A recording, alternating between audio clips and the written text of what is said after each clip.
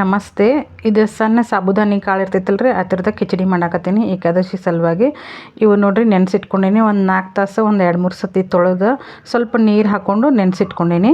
ಅದಕ್ಕೆ ಮತ್ತೇನು ಬೇಕಂತ ಹೇಳ್ತೀನಿ ನೋಡಿರಿ ಮುಂದೆ.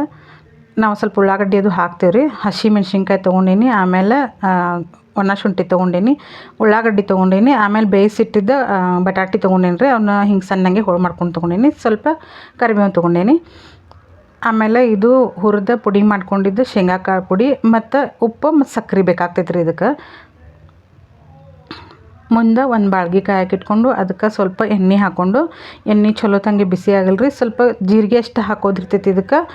ಜೀರಿಗೆ ಚಲೋ ತಂಗೆ ಸಿಡಿಬೇಕು ನೋಡ್ರಿ. ಆಮೇಲೆ ಸ್ವಲ್ಪ ಹಿಂಗೆ ಹಾಕ್ಕೊಂಡು ಉಳ್ಳಾಗಡ್ಡಿ ಮೆಣಸಿನ್ಕಾಯಿ ಫಸ್ಟಿಗೆ ಹಾಕ್ಕೊಂಡೇನಿ, ಅದು ಸ್ವಲ್ಪ ಕ್ಲಿಪ್ಪಿಂಗ್ ಮಿಸ್ ಆಗೈತಿ.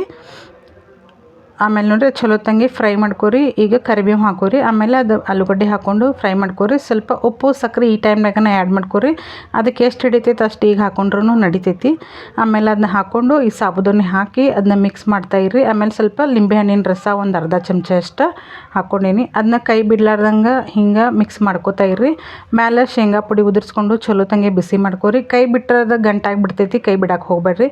ಸ್ವಲ್ಪ ಅದು ಟ್ರಾನ್ಸ್ಪರೆಂಟ್ ಕಲರ್ ಬರಬೇಕು ಅಲ್ಲಿ ತನಕ ಅದನ್ನು ಕೈ ಬಿಡ್ಲಾರ್ದಂಗೆ ಬಿಸಿ ಮಾಡ್ಕೊರಿ. ಆಮೇಲೆ ಸರ್ವ್ ಮಾಡಿಕೊಂಡು ತಿನ್ಬೋದು ನೋಡ್ರಿ. ಇಷ್ಟು ಚೆಂದ ಆಗ್ತೈತಿ, ಭಾಳ ಟೇಸ್ಟನ್ನು ಚಲೋ ಆಗ್ತೈತಿ. ಒಂದು ಸತಿ ಹಿಂಗೂ ಮಾಡಿ ನೋಡಿರಿ ನೀವು. ಇಷ್ಟ ಆದ್ರೆ ಲೈಕ್ ಮಾಡಿರಿ, ಶೇರ್ ಮಾಡಿರಿ, ಕಮೆಂಟ್ ಮಾಡಿ, ಸಬ್ಸ್ಕ್ರೈಬ್ ಮಾಡಿಕೊಂಡು ನನ್ನ ಚಾನಲ್ಗೆ ಸಪೋರ್ಟ್ ಮಾಡಿರಿ. ನಾನು ಒಂದು ಶೇಂಗಾ ಉಂಡೆ ಜೊತೆ ಅದನ್ನು ಸರ್ವ್ ಮಾಡೇನಿ. Thank you friends.